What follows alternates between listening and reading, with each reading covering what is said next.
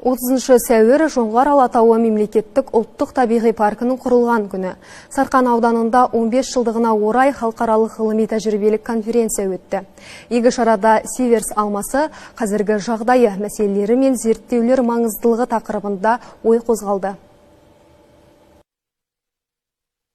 Жоңғар Алатауы мемлекеттік ұлттық табиғи парк аумағы 356 мың гектар. Бұл Қазақстандағы жер көлемі бойынша екінші орын алатын ұлттық табиғи парк. Мұнда жазықтан бастап биік таулы мұздықтар секілді ландшафттарды кездестіруге болады. Паркты құрудағы басты мақсат халықаралық қызыл кітапқа енген Сиверс алмасының орман алқаптарын сақтау. Бұл алманың Қазақстан бойынша ең көп тіршілік ету ареалы осы Жетісу Алатауы жоталарында сақталған. Парк құру туралы сөз қозғалса, Құралай Кәрібаеваның аты қатар аталады. Өйткені О кезде біздің комитет лесного хозяйства ауыл шаруашылық министрлігінің құрамында болатын.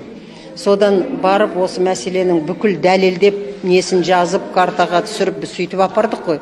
Сөйтіп апарғанымызда бізде бар парктерді біз қаржыландыруға ақша таппай атқанда, сіз жаңа парк құрам деп, жаңағы әуреленбеңіз деп документті даже ашып қарамай вице-министр ауыл шаруашылығының итеріп қалғанда маған қарай алып кетіңіз деп жерге түсіп кетті. Сол кезде мен көтергем жоқ. Сол мінекей парламентте бекітіліп, жаңағы вице-министріміз келіп документті қолыма тапсырып, кешірім сұрап. Қазір паркте Сиверс алмасының 5 генетикалық резерваты бар. Ұлттық парк аумағында қылқан жапырақты және жапырақты ормандардан тұрады. Аумағында 2000-нан астам өсімдік түрі өседі. Сүтқоректілердің 49, құстардың 170, жәндіктердің 700 түрі мекендейді. Сирек кездесетін жануарлардан қар барысы, Түркістан сілеусіні, Тянь-Шань қоңыр аюы, тас сусарысы мекендейді. Құстардың сирек кездесетін түрлерінен қара дегелек, бүркіт, сақалтай, орақ тұмсық және тағы да басқа түрлері бар. Санақ жұмыстарының қорытындысы бойынша жабай жануарлар саны құрылған жылмен салыстырғанда 20%-ға өсті.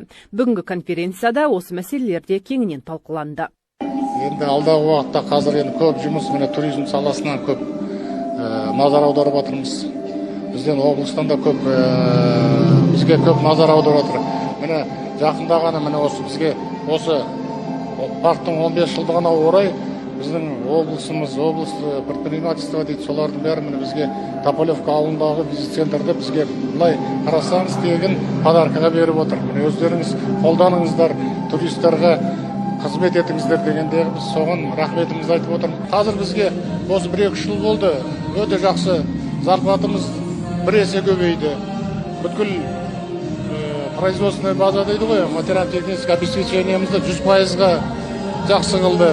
Мекемеде 3 филиал, 8 орманшылық бар. Штатта 185 адам, оның 82-сі парк аумағын күзетеді. Сондай-ақ штаттан тыс 100 адам жұмыс істейді. Табиғат қорғау мекемесі 15 жыл ішінде айтарлықтай жемісті жұмыс атқарды. 2010 жылдан бастап 495 гектардан астам алқапқа 1.410.000 дана Сиверс алмасының екпе көшеттері отырғызылып, орманды қалпына келтіру жұмыстары жүргізілді.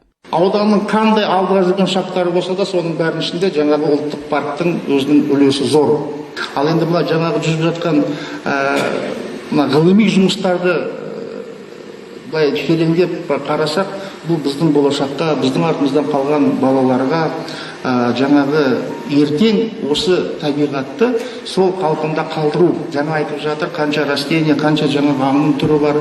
Осының бәрі біздің ата-бабаларымыздан қалса, ұрпақтан ұрпаққа өте келсе, бұл үлкен өзі шаруа деп біз білеміз. Республикадағы ғылыми зерттеу институттарының мамандарымен парк аумағында ғылыми зерттеу жұмыстары жүргізілді. 2020 жылдан бастап фототұзақ, дрон секілді аппараттардың көмегімен жабай жануарлардың тіршілік ететін орындары анықталып, оларға тұрақты фенологиялық бақылау жұмыстары мен қорғау шаралары жүйелендірілді. Ұлттық парк қатарында 40 жыл еңбек еткен Таупих Бақтияров та бар. Ең төменгі жұмысшыдан бастап филиал директоріне дейін көтерілген. Осы аралықта орманның ыстығын да суығын да көрдік дейді. Бүгінде зейнеткер марапат төрінен көрінді. Алмасымен мақталамыз, аңыменен мақталамыз, көліменен мақтанамыз, табиғатыменен мақтанамыз. Тамсап келген, шет елден келген кісілер ойбой мынандай жерде тұрған кісі бақытты деп отырады.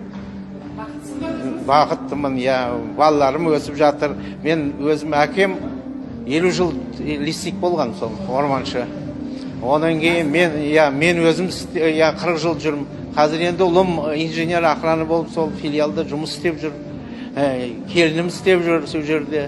Енді немерелерім де сол менің ізімнен барып, сол ертең болашаққа үлесін қосса, сол менің бақытым сол деп ойлаймын. Парк құрылғанда 3 туристік бағыт ұйымдастырылса, қазір маршрут саны 15-ке дейін жетті. Туристік бағыттарда абаттандыру жұмыстары жүргізілді. 5 бақылау өткізу бекеттері орнатылды. Жылдан жылға келушілер саны артып келеді. Мәселен, 2023 жылы ұлттық паркты 3000-нан астам адам тамашаласа, өткен жылы келушілер саны 6000-нан асты. Аялым Сансызбаева, Ержан Дүйсен, Жетісу арнасы, Сарқан ауданынан.